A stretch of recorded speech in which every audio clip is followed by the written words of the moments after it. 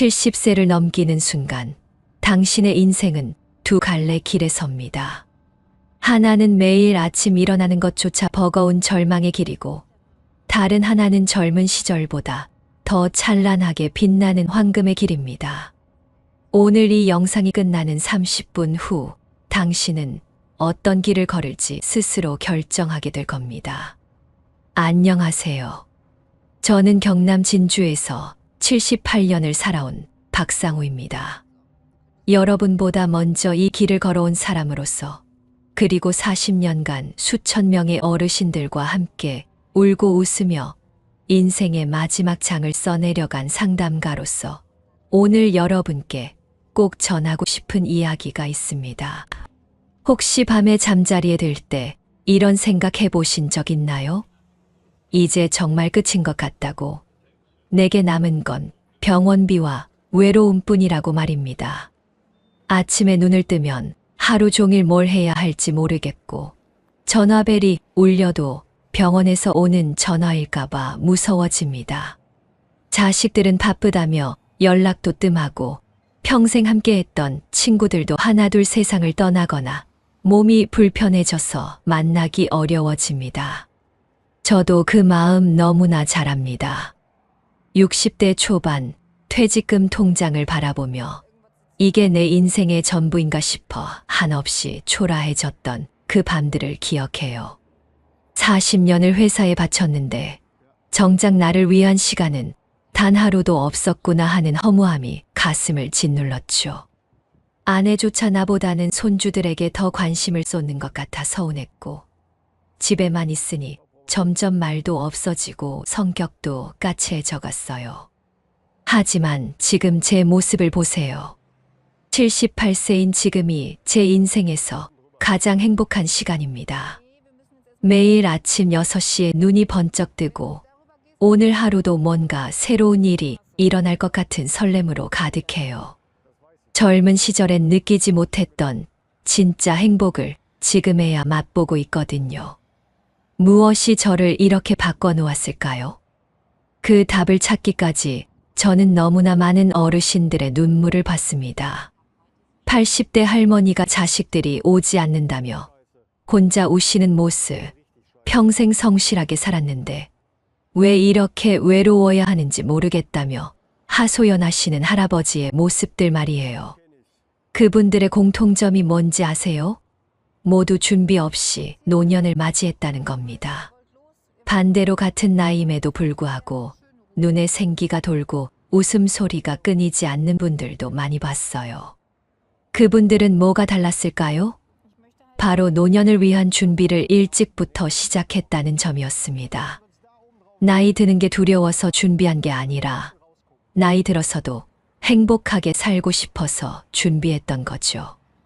만약 지금 이 순간에도 아무런 준비 없이 하루하루를 그냥 보내신다면 5년 후, 10년 후 여러분의 모습이 어떨지 뻔해요.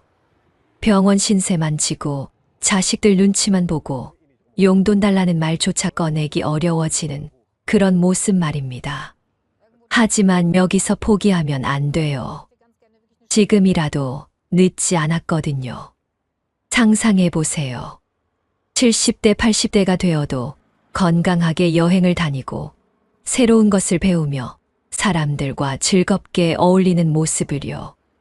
자식들이 부담스러워하지 않고 오히려 자랑스러워하는 그런 부모의 모습을 말입니다.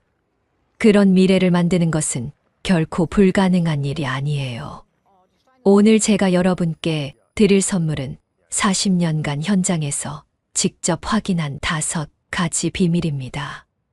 이 5가지만 제대로 실천하시면 여러분의 남은 인생이 완전히 달라질 거예요. 특히 마지막 5번째 비밀은 정말 놀라운 변화를 가져다 줄 겁니다. 영상을 보기 전에 구독 버튼과 좋아요 버튼을 꼭 눌러주세요. 그리고 이 소중한 정보를 혼자만 알고 계시지 마시고 가족이나 친구분들께도 공유해 주세요.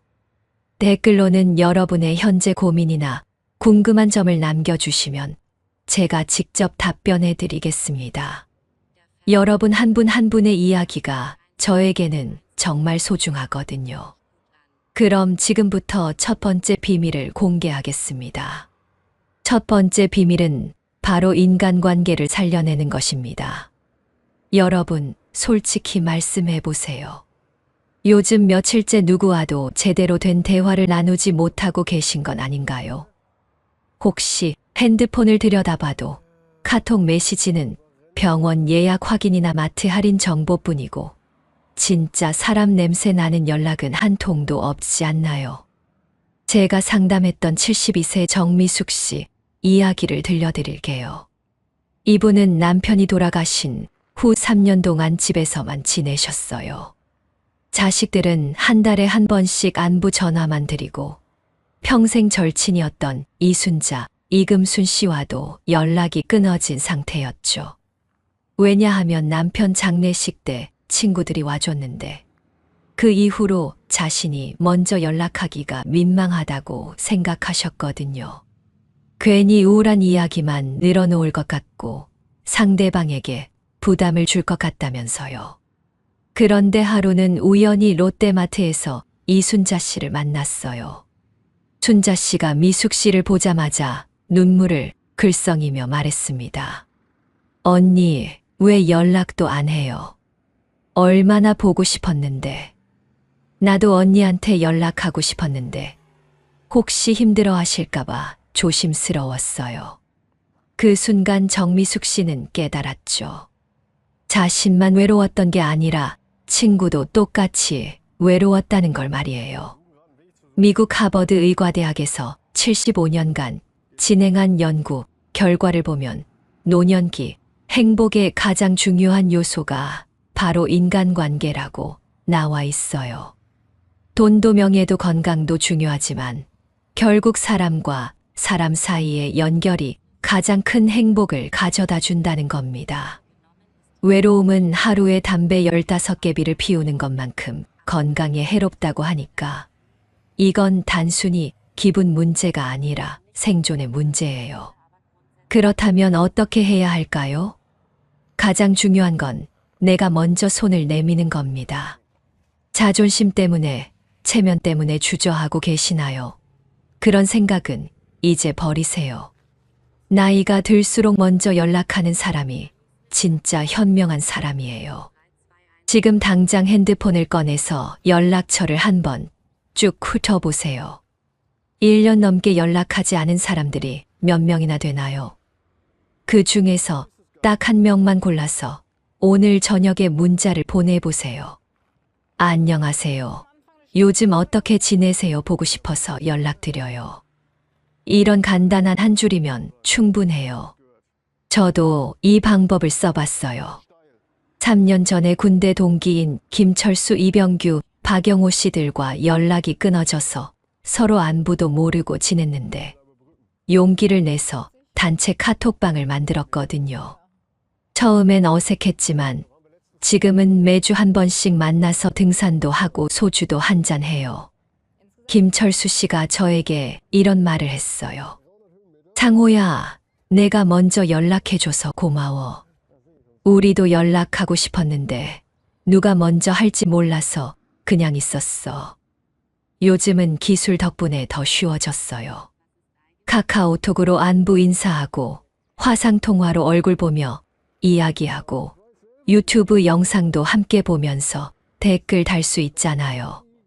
나이 드신 분들이 스마트폰 쓰기 어렵다고 하시는데 사실 우리가 배우기만 하면 되는 거예요. 요즘 60대, 70대 분들도 카톡하고 인스타그램 하시는 분들이 얼마나 많은데요. 제가 아는 76세 최병호 씨는 스마트폰으로 옛 직장 동료인 한만수, 조성문, 윤기석 씨들과 화상 모임을 정기적으로 해요. 코로나 때문에 만나지 못했던 3년 동안도 온라인으로 계속 만났거든요. 최병호 씨 말씀이 오히려 젊을 때보다 더 자주 만나게 됐다고 하시더라고요. 집에서 편하게 차 한 잔 마시면서 친구들과 이야기할 수 있으니까 얼마나 좋아요. 하지만 여기서 중요한 건 일방적으로 내 이야기만 하면 안 된다는 거예요. 상대방 이야기도 진심으로 들어주세요. 요즘 젊은 사람들이 우리를 대할 때 건성으로 응답하는 게 느껴지잖아요. 우리끼리라도 진짜 마음을 다해서 들어주고 공감해 주는 거예요. 그리고 만날 때는 꼭 우울한 이야기만 할 필요 없어요. 예전 추억도 좋고, 요즘 본 드라마 이야기도 좋고, 손주들 자랑도 좋아요. 중요한 건 함께 웃을 수 있는 시간을 만드는 거예요. 웃음은 최고의 명약이거든요.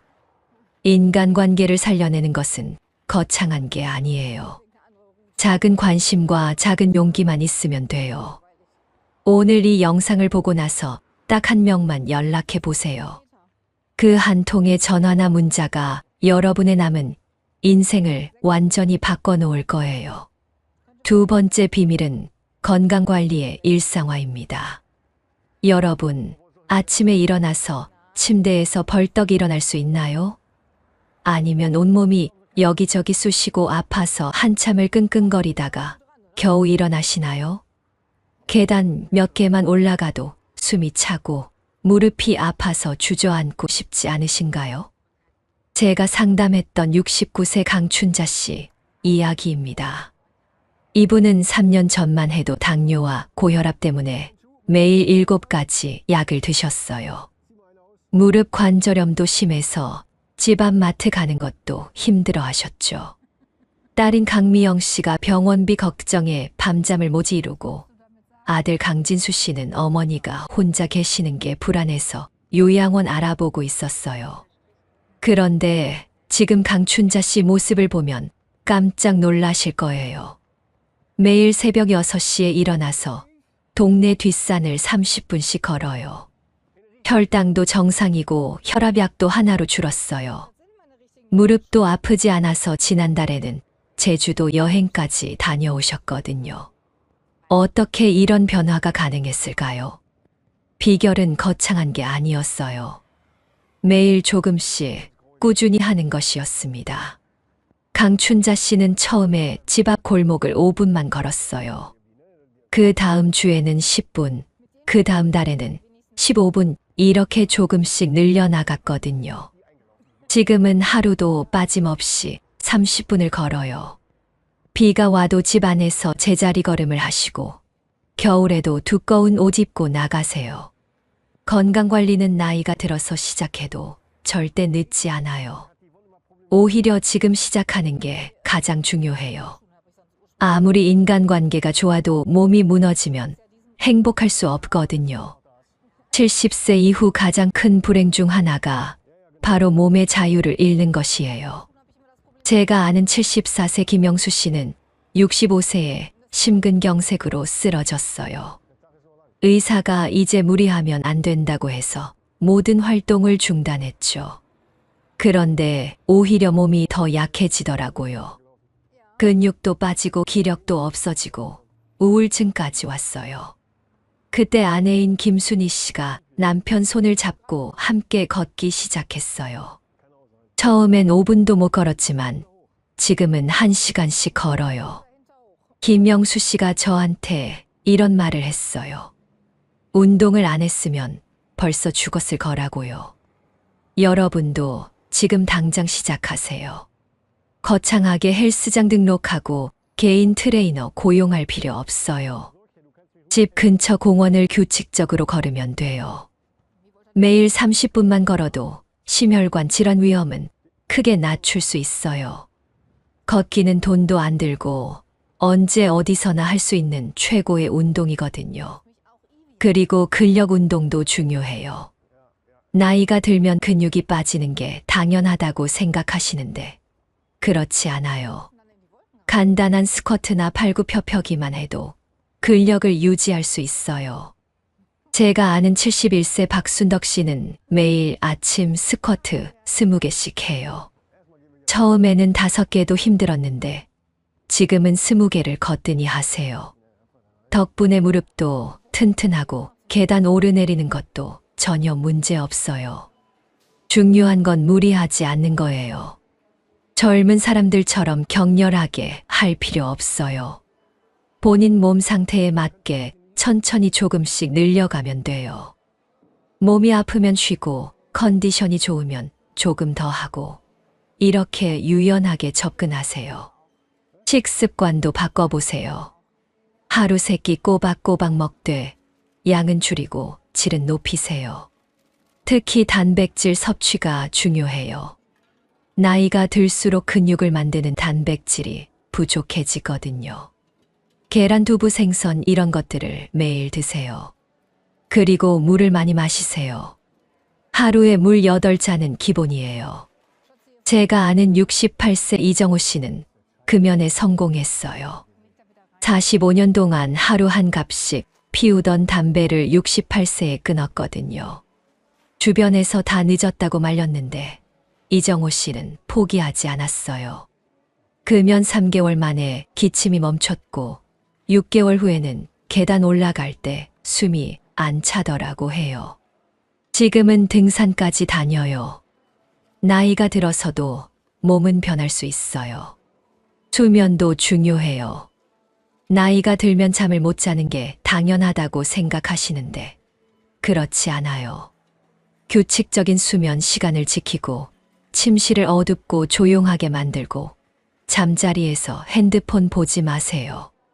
저녁 식사도 잠자리 3시간 전에 마치세요. 질 좋은 잠을 자면 하루 종일 기분이 좋아져요. 건강 관리는 습관이에요. 하루 이틀 열심히 하고 마는 게 아니라 매일 조금씩이라도 꾸준히 하는 거예요. 건강을 지키면 나머지 행복의 기반이 자연스럽게 세워집니다. 몸이 건강해야 친구들과 만날 수도 있고, 새로운 것도 배울 수 있고, 여행도 갈 수 있어요. 건강이 모든 행복의 출발점이에요. 3번째 비밀은 경제적 준비와 소소한 경제활동입니다. 여러분, 통장 잔고를 볼 때마다 가슴이 답답해지지 않으시나요? 매달 나가는 돈은 똑같은데 들어오는 돈은 연금뿐이고 병원비는 점점 늘어나고 물가는 계속 오르고 이런 상황에서 자식들한테 용돈 달라는 말조차 꺼내기 어려우시죠? 제가 상담했던 66세 조명희 씨 이야기를 들려드릴게요. 이분은 남편 조봉수 씨와 함께 작은 구멍 가게를 40년 동안 운영하셨어요.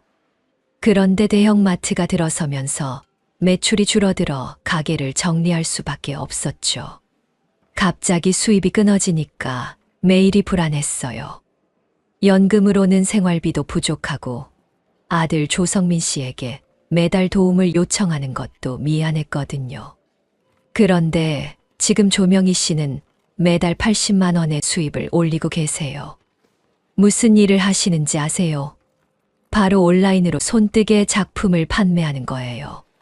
젊을 때부터 뜨개질을 좋아하셨는데 딸 조은영 씨가 당근마켓에 올려보자고 제안했거든요.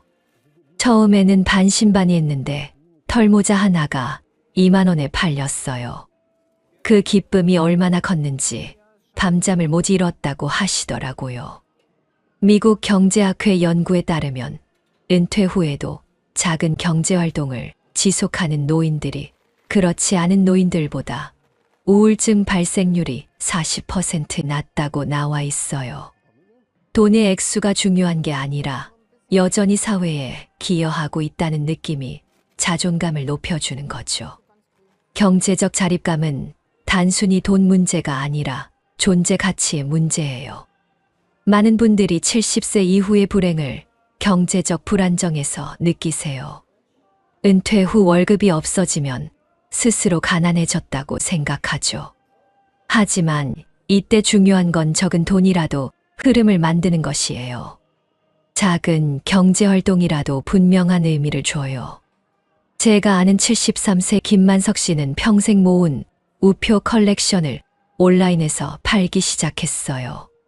처음엔 아내 김영숙 씨가 그 귀한 우표들을 왜 파느냐고 말렸는데 김만석 씨는 이렇게 말했어요. 죽어서 가져갈 것도 아닌데 지금 팔아서 용돈이라도 만드는 게 낫지 않냐고요. 지금은 매달 50만 원 정도 벌어요. 우표 하나하나에 얽힌 추억도 설명해 드리면서 젊은 수집가들과도 친해졌어요. 요즘은 온라인 플랫폼 덕분에 집에서도 충분히 수입을 만들 수 있어요. 당근 마켓에서는 집에서 더 이상 쓰지 않는 물건들을 팔 수 있고, 쿠팡 마켓 플러스에서는 손재주를 활용한 소품을 판매할 수 있어요. 네이버 블로그나 유튜브에서 요리 레시피나 생활 노하우를 공유하면서 광고 수입을 얻는 분들도 있어요. 제가 아는 70세 박영자 씨는 김치 담그는 법을 유튜브에 올려서 구독자가 3만 명이 넘어요. 매달 광고비로 30만 원씩 받으세요. 처음에는 손자 박준호 군이 도와줬는데 지금은 혼자서도 촬영하고 편집까지 하세요. 댓글로 고마워한다는 메시지들을 받으면 정말 뿌듯하다고 하시더라고요. 경제활동이라고 해서 꼭 밖에 나가서 일할 필요는 없어요. 집에서 할 수 있는 일들이 정말 많아요. 아이들 과외를 해주거나 반찬을 만들어서 파시는 분들도 있어요. 중요한 건 내가 무엇을 잘하는지, 어떤 경험이 있는지 돌아보는 거예요. 제가 상담했던 67세 이춘식 씨는 40년간 목공일을 하셨어요. 은퇴 후에는 할 일이 없어서 매일 TV만 봤는데 어느 날 손자를 위해 나무 장난감을 만들어 줬어요. 그걸 본 며느리 이미경 씨가 이렇게 예쁜 장난감을 팔면 잘 팔릴 것 같다고 했거든요. 지금은 주문 제작으로 월 100만 원 정도 버세요. 이춘식 씨가 저한테 이런 말을 했어요. 돈보다 더 중요한 건 내가 여전히 쓸모 있는 사람이라는 느낌이라고요. 하지만 주의할 점도 있어요. 무리해서 큰 사업을 벌이려고 하면 안 돼요. 나이에 맞는 적당한 활동을 해야 해요. 그리고 사기를 조심하세요. 요즘 노인들을 대상으로 한 사기가 정말 많거든요. 투자하라고 하거나 큰 돈을 요구하는 일은 절대 하지 마세요. 가장 안전한 건 이미 가지고 있는 것들을 활용하는 거예요. 집에 있는 물건들, 평생 쌓은 경험과 기술, 이런 것들로 시작하세요. 돈을 벌겠다는 생각보다는 보람을 찾겠다는 마음으로 접근하면 더 좋은 결과가 나와요. 제가 아는 75세 한순옥 씨는 동네 아이들에게 한글을 가르쳐 주세요. 한 달에 20만 원 정도 받으시는데 돈보다 더 소중한 건 아이들이 글을 읽게 됐을 때의 기쁨이라고 하세요. 그 아이들이 할머니 사랑해요라고 할 때면 세상을 다 가진 기분이라고 하시더라고요. 경제활동은 생존을 위한 수단이기도 하지만 동시에 삶의 활력소이기도 해요. 매달 통장에 돈이 들어온다는 것 자체가 큰 자신감을 줘요. 나는 여전히 사회에 기여하고 있다는 자부심을 갖게 되죠. 이런 마음가짐이 행복한 노후를 만드는 세 번째 비밀입니다.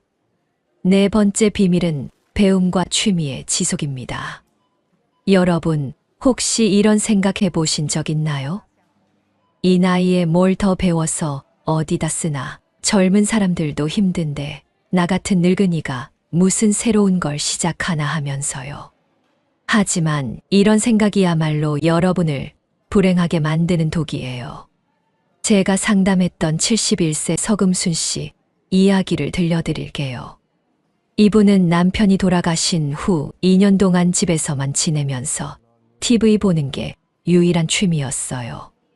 하루 종일 드라마만 보다 보니 현실 감각도 떨어지고 우울증까지 왔어요.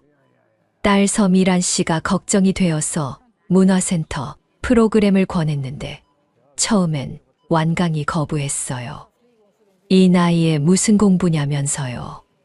그런데 어느 날 우연히 아파트 게시판에서 서예 수업 모집 공고를 봤어요. 어릴 때 할아버지가 서예를 좋아하셨던 기억이 났거든요. 반신반의하며 수업에 나갔는데 붓을 잡는 순간 마음이 편안해지더라고 해요. 지금은 서예 동호회 회장까지 하시면서 매주 전시회도 열어요. 서금순 씨가 저한테 이런 말을 했어요. 70평생 살면서 지금이 가장 즐겁다고요. 새로운 배움은 단순히 지식을 얻는 게 아니에요. 뇌를 활성화시켜서 치매를 예방하고 새로운 사람들과 만나면서 인간관계도 넓힐 수 있어요. 무엇보다 성취감을 통해 자존감이 높아져요. 지금까지 할 줄 아는 것만 하며 살겠다는 마음가짐은 정말 위험해요. 제가 아는 68세 안병철 씨는 퇴직 후 컴퓨터를 배우기 시작했어요. 처음엔 마우스 잡는 것도 어색했는데 지금은 파워포인트로 발표 자료도 만들고 유튜브 영상도 편집해요. 아들 안준호 씨보다 컴퓨터를 더 잘 다룬다고 농담할 정도예요. 안병철 씨는 온라인으로 옛 동창들과 정모도 하고 손주들과 화상통화도 해요. 기술을 배우니까 세상이 완전히 달라 보인다고 하시더라고요. 요즘은 배울 수 있는 기회가 정말 많아요. 동주민센터마다 노인대학이 있고 문화센터에서는 다양한 강좌를 운영해요. 온라인으로도 무료 강의를 들을 수 있어서 집에서도 편하게 배울 수 있어요. 중요한 건 완벽하게 하려고 하지 말고 즐기면서 하는 거예요. 제가 상담했던 74세 김정자 씨는 영어 공부를 시작했어요. 손녀 김소영 양이 외국에 유학을 가는데 영어로 편지를 써주고 싶어서였거든요. 처음엔 알파벳부터 다시 배웠어요. 주변에서 다들 늦었다고 말렸지만 포기하지 않았어요. 2년 후 손녀에게 영어 편지를 보냈을 때 김소영 양이 울면서 전화를 걸어왔대요. 할머니가 이렇게까지 해주셔서 고맙다면서요. 취미도 마찬가지예요. 나이가 들어서 새로운 취미를 시작하는 건 절대 늦지 않아요. 오히려 시간적 여유가 있어서 젊을 때보다 더 깊이 있게 즐길 수 있어요. 그림 그리기, 사진 찍기, 글쓰기, 가드닝, 이런 것들은 나이와 상관없이 매일 즐길 수 있어요.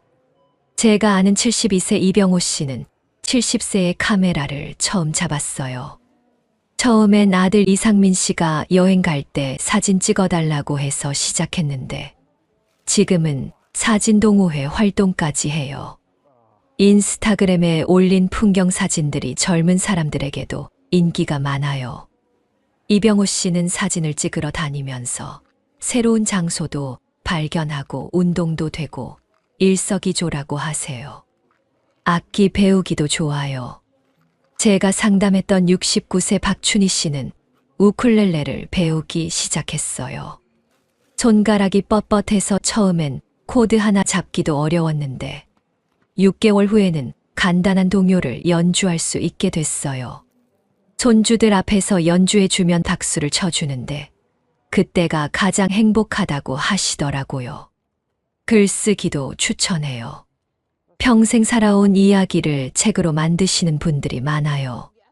제가 아는 76세 조순덕 씨는 자서전을 써서 자녀들에게 선물했어요. 전쟁을 겪으며 살아온 이야기, 자식들을 키우며 고생했던 이야기들을 정리했거든요. 자녀들이 읽고 나서 어머니가 얼마나 고생하셨는지 처음 알게 됐다며 눈물을 흘렸대요. 배움과 취미는 단순한 시간 때우기가 아니에요. 새로운 세계를 열어주는 열쇠예요. 배우는 과정에서 새로운 친구를 만나고 성취감이 행복을 가져다 줘요.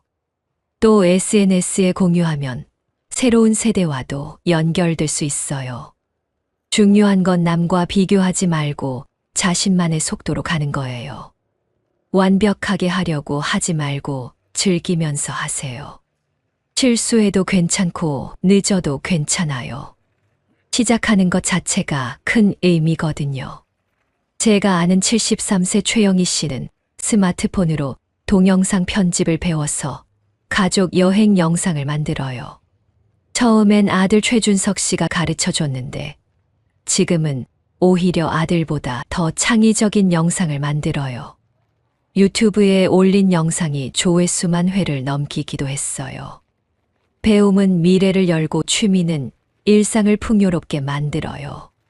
70세 이후에도 계속 배우고 새로운 취미를 즐기는 사람들이 그렇지 않은 사람들보다 훨씬 행복하게 살아요. 오늘부터라도 하나씩 시작해 보세요. 작은 도전이 여러분의 인생을 완전히 바꿔놓을 거예요. 5번째이자 마지막 비밀은 봉사와 나눔입니다. 여러분, 혹시 요즘 이런 생각해 보신 적 있나요? 내가 이제 누구에게 도움이 될 수 있을까? 나 하나 챙기기도 바쁜데 남을 도울 여유가 있을까 하면서요. 하지만 정말 놀라운 사실을 하나 알려드릴게요. 남을 도우려고 할 때 가장 큰 도움을 받는 사람은 바로 자신이에요. 제가 상담했던 74세 윤춘자 씨 이야기를 들려드릴게요. 이분은 남편 윤태식 씨가 치매에 걸려서 5년간 간병을 했어요. 남편이 돌아가신 후에는 완전히 무기력해졌죠. 아무것도 하기 싫고 사는 의미를 찾을 수 없었어요. 아들 윤석현 씨와 딸 윤미경 씨가 걱정이 되어서 여행도 보내고 맛있는 것도 사드렸지만 소용없었어요. 그런데 어느 날 동네 복지관에서 봉사자를 모집한다는 공고를 봤어요. 처음엔 관심 없었는데 복지관 사회복지사인 김명희 씨가 직접 찾아와서 부탁했어요. 혼자 계신 어르신들 식사 봉사만 도와달라고요. 마지못해 나간 첫날 85세 할머니가 윤춘자 씨 손을 잡으며 고맙다고 하시는데 가슴이 뭉클했대요. 지금 윤춘자 씨는 일주일에 3번씩 복지관에 나가세요. 식사 봉사뿐만 아니라 거동 불편한 어르신들 말벗도 되어 드리고 어린이집 아이들에게 동화책도 읽어줘요. 윤춘자 씨가 저한테 이런 말을 했어요. 남편 간병할 때는 세상이 끝난 줄 알았는데 지금은 나를 기다리는 사람들이 있어서 아침마다 일어나는 게 설레요. 사람은 기본적으로 누군가에게 필요한 존재일 때 가장 큰 존재감을 느껴요. 시니어 시기에 봉사활동이나 재능 나눔을 시작하는 분들이 행복도가 가장 높다는 연구 결과가 있어요. 단순히 받는 삶이 아니라 주는 삶이 70세 이후의 행복을 결정짓는 거예요. 제가 아는 70세 김학수 씨는 40년간 교사로 일하셨어요. 은퇴 후에는 할 일이 없어서 매일 집에만 있었는데 어느 날 동네 도서관에서 아이들에게 책을 읽어줄 할아버지를 찾는다는 소식을 들었어요. 처음엔 요즘 아이들이 늙은 할아버지 말을 들을까 싶어 망설였는데 용기를 내서 시작했거든요. 지금 김학수 씨는 토요일마다 도서관에서 동화 구연을 해요. 아이들이 할아버지 또 언제 와요 하면서 기다린다고 해요. 부모들도 김학수 씨를 보면 인사를 하고 아이들은 길에서 만나면 할아버지라며 달려와요. 김학수 씨는 40년 교직 생활보다 지금이 더 보람있다고 하세요. 봉사는 꼭 거창한 것일 필요 없어요. 작은 것부터 시작하면 돼요. 동네 복지관에서 아이들 숙제 봐주기, 경로당에서 식사 봉사하기, 교회나 절에서 자원 봉사하기. 이런 것들은 체력적으로도 크게 어렵지 않아요. 중요한 건 꾸준히 하는 거예요. 제가 상담했던 68세 박순희 씨는 매주 화요일마다 홀몸 어르신들 집을 방문해요. 반찬도 해다 드리고 말벗도 되어 드려요. 그 중에 89세 할머니가 계신데 박순희 씨가 오는 날만 기다린다고 해요. 박순희 씨도 그 할머니를 만나러 가는 시간이 일주일 중에 가장 즐겁다고 하세요. 재능 나눔도 좋은 방법이에요. 평생 쌓은 경험과 기술을 젊은 세대에게 전수하는 거예요. 제가 아는 72세 장철호 씨는 목공 기술을 가르쳐 줘요. 주말마다 동네 청년들이 찾아와서 가구 만드는 법을 배워가요. 장철호 씨는 젊은 사람들과 어울리니까 자신도 젊어진 기분이라고 하세요. 요리를 잘하시는 분들은 독거노인들에게 반찬을 해다 드리기도 해요. 제가 아는 69세 오정숙 씨는 매주 10집 정도 밑반찬을 해다 드려요. 혼자 사시는 할아버지 할머니들이 오정숙 씨가 해준 음식을 먹고 힘을 내신다고 고마워하세요. 오정숙 씨는 요리하는 시간이 명상하는 시간 같다고 하세요. 환경보호 활동에 참여하는 것도 의미 있어요. 제가 아는 71세 신명호 씨는 매일 아침 동네 공원을 청소해요. 처음엔 혼자 시작했는데 지금은 동네 어르신들이 함께 참여해서 작은 모임이 됐어요. 공원이 깨끗해지니까 산책 나오는 사람들도 늘었고 신명호 씨는 동네 명사가 됐어요. 동물보호소에서 봉사하시는 분들도 있어요. 제가 상담했던 66세 이영희 씨는 유기견 보호소에서 강아지들을 돌봐줘요. 산책시켜주고 밥도 주고 씻겨주기도 해요. 강아지들이 이영희 씨만 보면 꼬리를 흔들면서 반긴다고 해요. 무조건적인 사랑을 받으니까 마음이 따뜻해진다고 하세요. 하지만 봉사할 때 주의할 점도 있어요. 무리하면 안 돼요. 자신의 건강과 경제 상황을 먼저 고려해야 해요. 그리고 봉사받는 사람들의 자존심을 상하게 하면 안 돼요. 도와준다는 마음보다는 함께한다는 마음으로 접근하세요. 나이 들어서도 여전히 쓸모있는 존재라는 자존감은 우울감을 예방하고 삶의 만족도를 극적으로 높여줘요. 봉사는 남을 위한 일 같지만 사실은 자신을 위한 일이에요. 누군가를 도우면서 자신도 힐링되는 거예요. 제가 아는 75세 한복순 씨는 말기 암 환자였어요. 병원에서 몇 개월 못 산다고 했는데 같은 병실 환자들을 돌보기 시작했어요. 아픈 사람끼리 서로 의지하고 격려하면서 마음의 평안을 찾았대요. 의사들도 놀랄 정도로 상태가 좋아져서 지금도 건강하게 지내세요. 봉사와 나눔은 마지막 비밀이지만 가장 강력한 비밀이에요. 남을 위해 사는 삶이 결국 자신을 가장 행복하게 만드는 삶이에요. 오늘부터라도 작은 것부터 시작해 보세요. 여러분을 기다리는 사람들이 어딘가에 분명히 있을 거예요. 마지막으로 자식들에게 부담 주지 말아야겠다는 생각은 버리세요. 오히려 활기차고 건강한 부모의 모습이 자식들에게는 최고의 선물이에요. 자식들이 부모님을 자랑스러워할 수 있는 그런 멋진 어른이 되세요. 여러분도 분명 바꿀 수 있습니다. 늦지 않았어요. 제가 본 수많은 어르신들이 그랬듯이 여러분도 얼마든지 행복한 노후를 만들 수 있어요. 작은 한 걸음이 평생의 행복으로 이어집니다.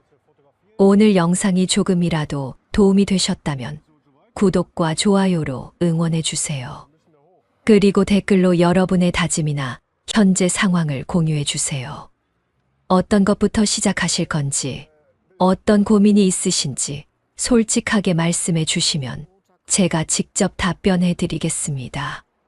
여러분 한 분 한 분의 이야기를 듣는 것이 저에게도 큰 힘이 되거든요. 그리고 이 소중한 정보를 혼자만 알고 계시지 말고 주변 분들에게도 꼭 공유해 주세요.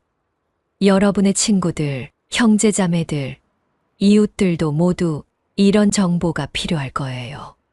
함께 행복한 노후를 만들어 가면 더욱 의미 있을 테니까요. 저는 앞으로도 계속해서 시니어 분들의 행복한 삶을 위한 정보와 경험을 나누겠습니다. 다음 영상에서는 구체적인 실천 방법들을 더 자세히 알려드릴 예정이니까 구독 알림 설정도 꼭 해주세요. 여러분, 70세 이후에도 충분히 행복할 수 있습니다. 아니, 오히려 인생에서 가장 아름다운 시간이 될 수 있어요. 부담과 책임에서 벗어나 진정한 자유를 만끽할 수 있는 황금기가 바로 70세 이후예요. 그 황금기를 위한 준비를 지금부터 시작하세요. 함께 그 길을 걸어갑시다. 혼자가 아니라 함께라면 더욱 힘이 날 거예요. 오늘 하루도 행복하시고 건강하세요. 다음 영상에서 또 만나 뵙겠습니다. 감사합니다.